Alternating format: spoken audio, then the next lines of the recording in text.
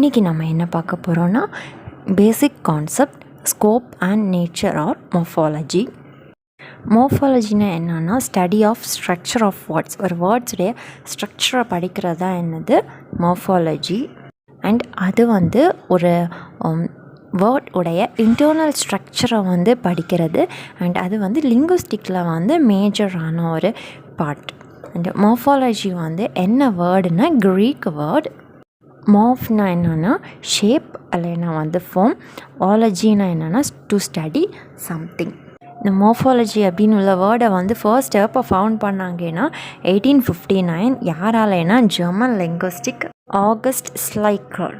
Next 2 important part லிங்குஸ்டிக்கில் இருக்குது. என்னென்னா வேர்ட்ஸ், இனி ஒன்று சென்டென்ஸ். இந்த 2 யூனிட்ஸுமே எதுக்கு தான் யூஸ் பண்ணுவாங்கன்னா ஸ்பீக்கிங் இல்லைன்னா ரைட்டிங் தான் என்ன செய்வாங்க, யூஸ் பண்ணுவாங்க. நெக்ஸ்ட்டு ஒரு வேர்டுன்னு சொல்கிறது சிங்கிள் யூனிட். ஒரு லாங்குவேஜில் உள்ள ஒரு சிங்கிள் யூனிட் தான் வேர்ட். அப்படின்னா என்னென்னா ஒரு சம்திங் நம்ம பேசுகிறதா இருந்தாலும் சரி, எழுதுகிறதா இருந்தாலும் சரி. இப்போ வேர்ட்னால் என்னது சிங்கிள் யூனிட், ஒரு லாங்குவேஜில் உள்ள சிங்கிள் யூனிட். அண்ட் அது எதை மீன் பண்ணுதுன்னா நம்ம பேசுகிறது இல்லைன்னா எழுதுகிறத மீன் பண்ணுது. நெக்ஸ்ட்டு நம்ம ஒரு எக்ஸாம்பிளோட பார்க்கலாம்.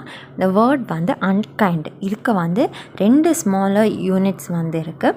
இதை வேர்ட் அன்கைண்டை டிவைட் பண்ணுற டைம் எப்படி டிவைட் பண்ணலாம், அன்கைண்ட் அப்படி 2 டிவைட் பண்ணலாம்.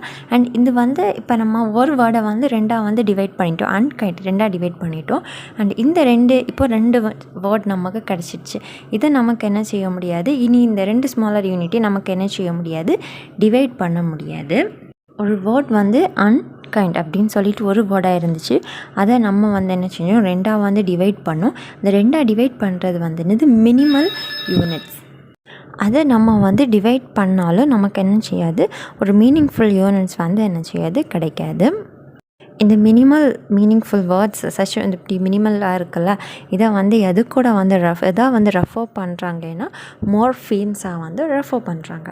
நெக்ஸ்ட்டு ஒரு எக்ஸாம்பிள் பார்க்கலாம். எந்த வேர்டுனா அன்லைக்லி. இந்த வேர்டுக்கு 3 மார்ஃபியம்ஸ் இருக்குது. லைக், எல்வை, இப்படி 3 மார்ஃபியம்ஸ் இருக்குது.